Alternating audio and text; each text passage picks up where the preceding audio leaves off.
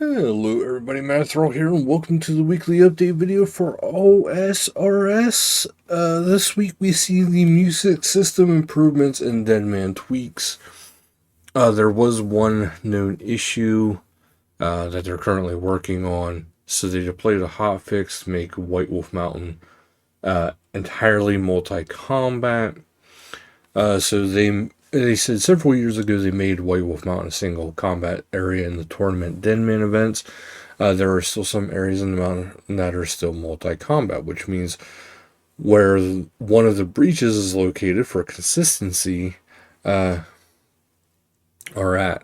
consistency, as there are segments of single areas and which aren't clear. They're removing any single combat areas from the mountain entirely. Entirety of the area will be made into multi-combat. So that is a hotfix that took place this week. February 11th for the change logs. We actually do have a change log coming in, and it's actually a short one for this week. Mainly involved around the music system, which is the audio sliders, volume sliders, and the settings menu will now accurately slide whenever you want to adjust the volume.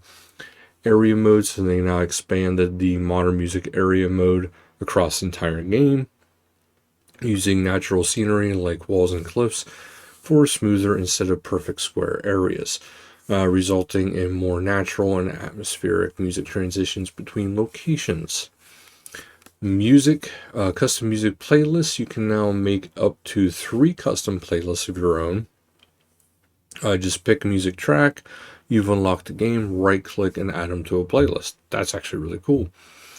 The random music mode is updated to true shuffle. So I guess I wasn't really shuffling properly before. And they added a host of new settings to help refine the music experience. You can now enable remembering the last music mode on login rather than reverting to area mode. Choose a different track to play when entering an area in area mode. Automatically update music when switching between playlists. Pick which music mode is used when manually selecting tracks. Hide locked and unlocked tracks and playlists.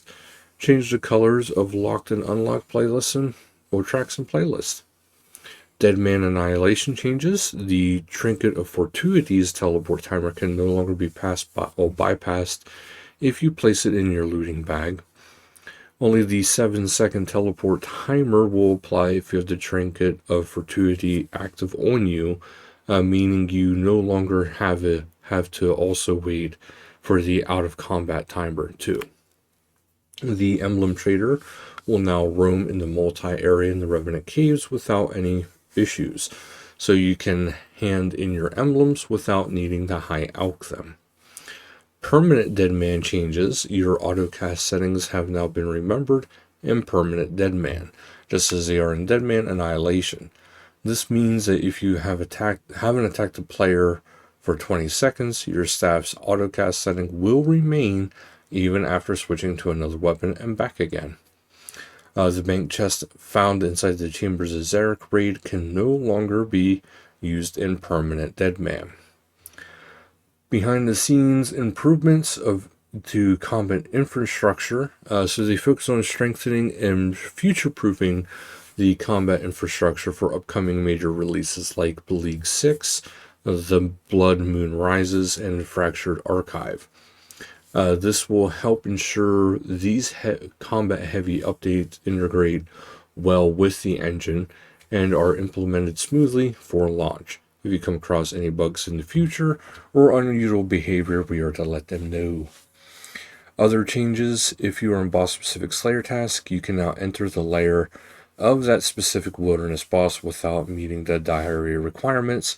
Note that this won't work for generic Slayer task. It has to be for that specific boss. And PvP of Rhoda is moving to period A, so 539 US PvP.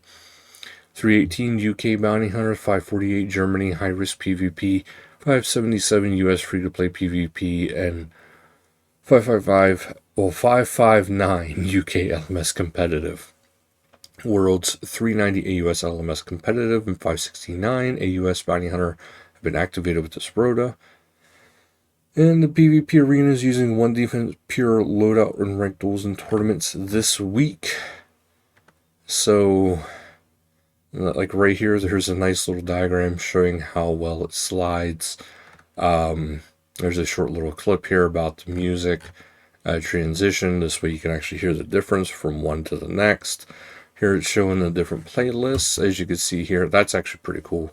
So if you do want to select a playlist that you are wanting to hear, you can actually select which playlist once you click on all music. So that's pretty cool. You can also select the color of the track that you're playing and everything like that. There is a birthday cake competition also, which is going to be going on February 13th through 22nd. So do check that out. There's also a free-to-play JMod Wars Discord event, so that could be interesting as well. But yeah, otherwise that's pretty much it for this week. So thank you guys so much for watching, and until next time, later guys.